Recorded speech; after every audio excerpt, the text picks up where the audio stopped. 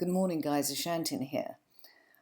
This morning's video is a few tips for my server mate Winnie, who is building a basic hostile mob farm.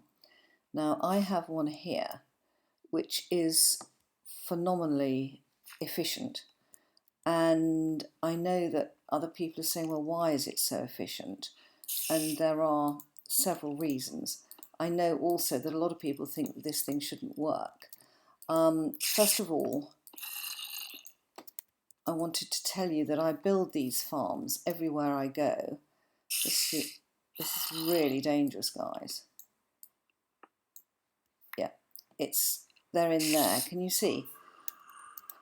And what I've done is when I build them, I have a very simple construction.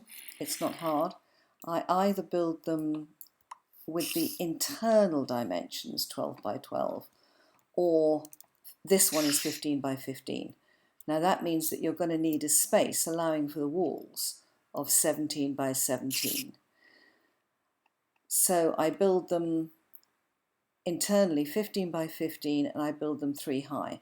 Now you'll have seen that I have built this one out of diorite. I usually use a block that I can easily identify so that it doesn't so that when I come across it, I don't log into it by accident. And there's a very, very good reason for that as well. That is that if you fall into one of these things, you are likely to die. There are so many mobs in them. Now, what you actually need in the middle is 2, 3, 4. You need a space that is 3 by 3. I'm just using this as an example. I'm not going to open this thing up and go inside for obvious reasons, because I'm going to die if I do. So this is the hole in the middle, and you use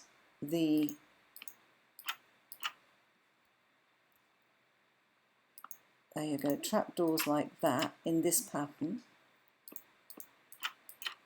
and they actually think, I got that right. I probably, no, I've already done it wrong. Let's get the pattern right. That's where I went wrong. It's that one. There we go.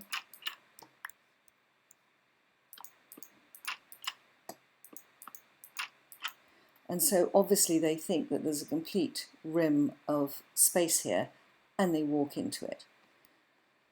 Now, I always have 30 ladders on me. When I dig down the central column, I just use 30 ladders to measure it. So it's a 30 ladder drop.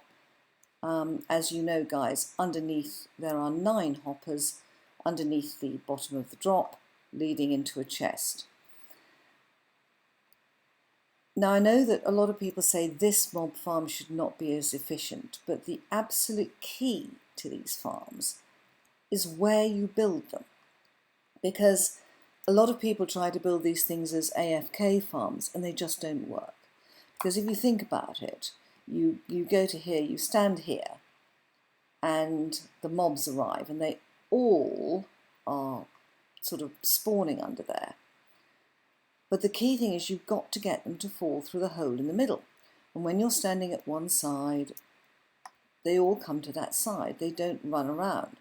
So this is the main through route to my portal. I wanted to build the portal away from my house, but also by building it over there on that side, it means that anyone coming or me has to go this way round, up here, setting the mob farm off up to my base. The same with coming by sea. You come in and the routes are down here. You can see that route down here is to my mine. Every time I want to mine, I go near this thing. I set it off. I go down to mine. So you have to have these things near where you're going to work. You know, if I harvest carrots, I'm going to be harvesting near it. Every time I want to breed my cows, I am harvesting wheat here above it, and I'm setting it off. And the key thing is that as you run to and fro, underneath me, the mobs are trying to get to me. I don't know if you ever did the experiment at school where you pour iron filings onto a sheet of paper and then you run a magnet underneath it. You see the iron filings following the magnet, leaning towards it. And this is what happens. Their tracking tracks you. So as you run around, they are trying to get to you. So the ones on that side are running across here to get to you. And in that running, they run across this hole and fall in. So that's why in the last 2 maps, in fact everywhere you see, you will always find that I build these easy hostile mob traps under my farms, because every time I farm I set them off and they get going. Now this one is spectacularly efficient for yet another reason, and that is that I built it lower than normal. Normally I build it 2 blocks underneath to allow for water in the farms, but this one I built an additional block underneath. I then realised that above, this is where my cursor is, I actually had, oh I've lost that one inside, I'm not going to bother to replace that. I'm going after it. I realised I had additional blocks here, so I actually had blocks between me and the top. So this farm up there, I can get that without, oops, there's a creeper there, this is why you don't go in. This one has a double layer, and that's why it's so incredibly efficient. Added to that, you have the surroundings here, and I don't normally build on an island, but if you look around, guys, where are these things going to spawn? They're not going to spawn here. They're not going to spawn over there. I'm on an island. The spawning ability is limited. So what makes this so efficient is the position.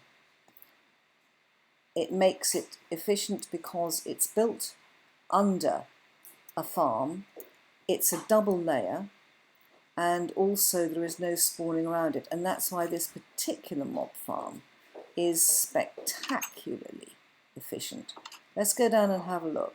The reason I never build them, I mean they would work under a house, but the reason I never ever build them under a house is that they are so damn noisy when they work properly that you just don't want to be near them. You really don't.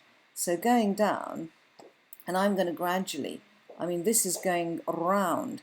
This here is the drop column. I'm going to change that to diorite over the years. But what you don't do is build them where you can hear them. So here we are, lots and lots and lots of drops, because it's not in the spawning areas. They don't have to be vastly complicated, masses of water, this, that and the other. What they have to be is somewhere where they are close to you, where you set them off without having to go AFK, because that's just boring as hell, and it's always difficult leaving your computer running. So you need them to be where you can get at them, set them off, but not where you can hear them. So Winnie, that's just a few tips on building these things. I hope it helps. Bye bye.